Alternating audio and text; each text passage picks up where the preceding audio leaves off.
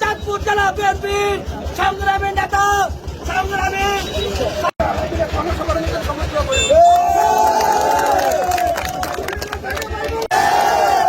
মতলবের মাটি যারা কোনো বিকল্প নাই, বিকল্প নাই, বিকল্প নাই। এই বলে আমার বক্তব্য করছি। কোথাও বাংলাদেশ